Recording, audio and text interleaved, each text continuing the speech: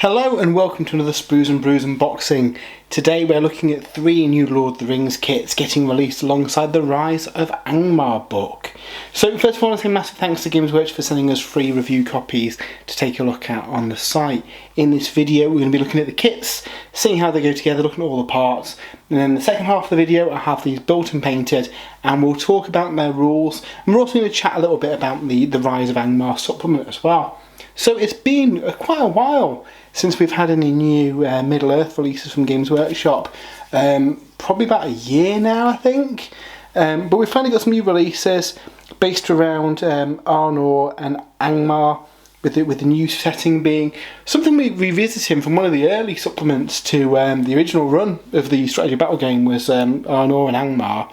So yeah, it's cool that we've got some new kits coming out alongside them. I suspect, at the time of filming I don't know, but I suspect the range rotation will bring back some of the other units that are featured in the new book as well. So a lot of the Arnor units and a lot of the Angmar stuff you can't get currently at the time of filming this. So hopefully they get rotated back into the range so that we can use them.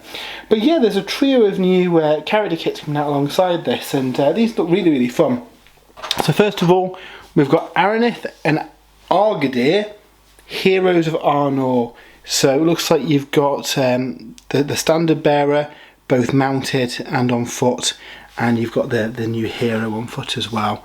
So let's pop this open and have a look what we get in here. Now obviously these are all Forge World kits, so if you've not done any resin kits before, you want to make sure that you clean these off properly, give them a good wash in soapy water. That will release any of the mouldy, the kind of release agent, and it will make sure that you know, the paint's not going to peel and everything sticks okay when you're working on the miniatures.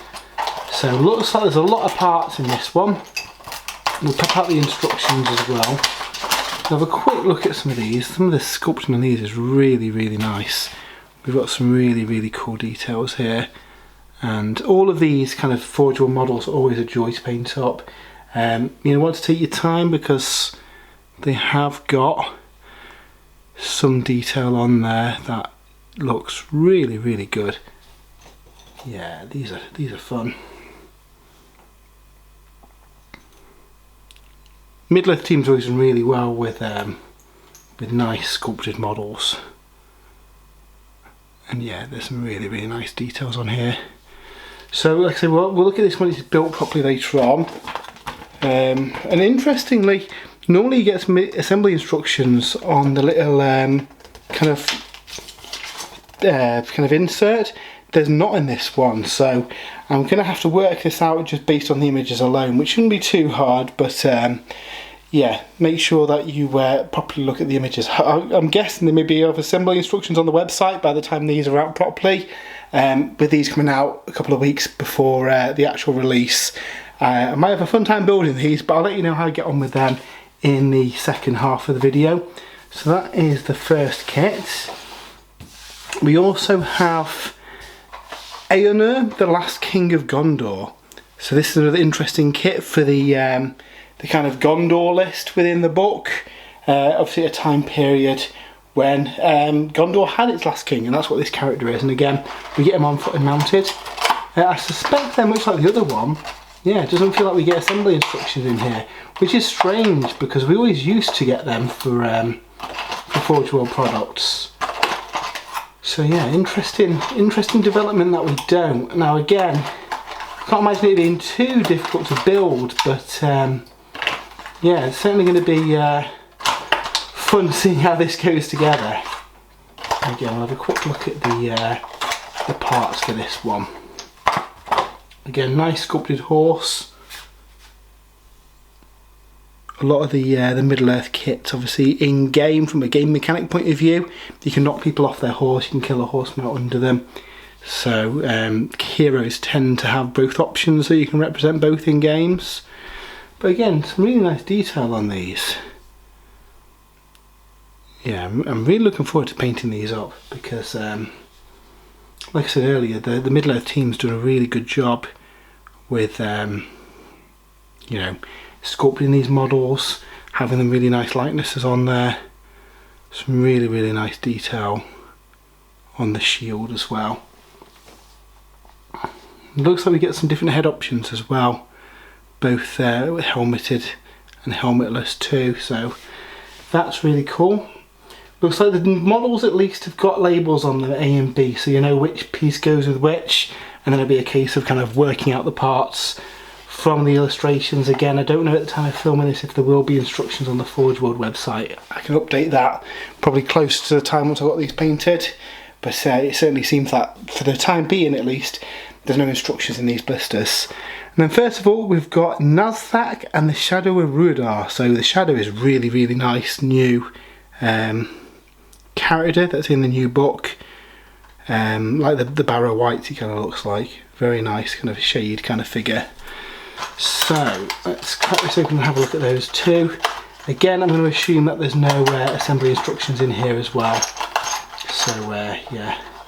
It's an interesting change because obviously these are advanced kits, so they're designed for more experienced modelers, but that will potentially turn people off these a little bit. And yeah, there's no instructions in this one too. This has got much fewer parts though, so it shouldn't be as difficult to build them up as maybe some of the other ones, which look a little bit more complex. These ones should be fairly straightforward to put together. But yeah, really, really nice detail on those as well. I really like that character. And then we've got the new orc guy.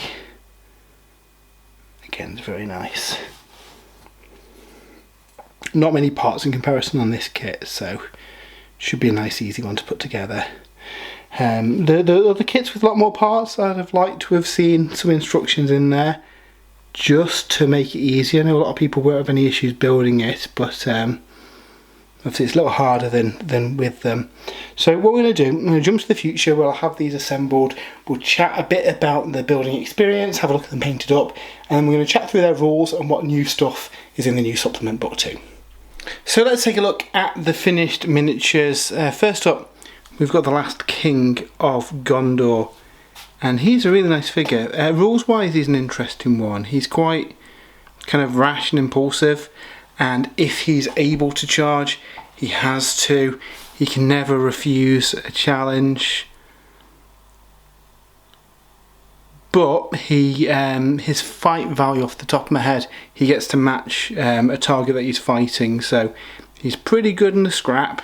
But yeah, he's a bit of a liability because he goes charging off after things. Obviously we get the mounted version of him in the set as well. So yeah, really nice kind of alternate character for your Gondor force. If you do include him, you can't include any other named Gondor heroes. So really this guy's just going to be for narrative scenarios, or even using as a captain or something. So he's really nice. Next we've got the Arnor character set. So this guy is one of the Dunedain. He allows rangers and Dunedain to be taken in the force, even though they're not normally able to, which is really cool. He's a really nice model as well. I really do like the sculpt on this guy. And then he is packaged alongside the Arnor captain as well. And again, this is a really nice model too. I've not got any Arnor warriors or the new knights, and I'd very much like to make a little Arnor force because I really, really like the stylings of these new models. I think they look really good. And again, we've got him mounted too. Again, really, really cool model. We do have a full write-up of the Rise of Angmar book over on spruesandbrews.com, so if you do want the full lowdown on all the legendary legions and stuff, do head over there and check it out. And then finally we've got the two Angmar characters. Absolutely love this guy. A nice shade character to add to your force. He picks an enemy at the start of the game, and if he's within 6 inches off the top of my head, they are -1 to courage tests, which is pretty cool. He's really nice, and obviously in the Angmar list you get to take all the kind of spooky, ghosty stuff as well, so really nice addition. And then we have the new orc character, and this guy's cool too. So his kind of gimmick is that after fighting somebody, he can take a piece of their war gear. So he can't take armour, and he can't take things like the One Ring. There's little kind of claws against that. But if he wants to loot, you know, weapons and stuff, he is able to just take them and then use them on his profile. So yeah, really nice little mechanic, and again, nice little model. So yeah, that's a quick look at the new Angmar and Arnor models for the new supplement. Like I say, over on spruesandbrews.com we do have a full write-up of the new book, so go over and check that out if you are interested in Middle-earth. I know the new edition of the game is probably only a few months away now, probably in December.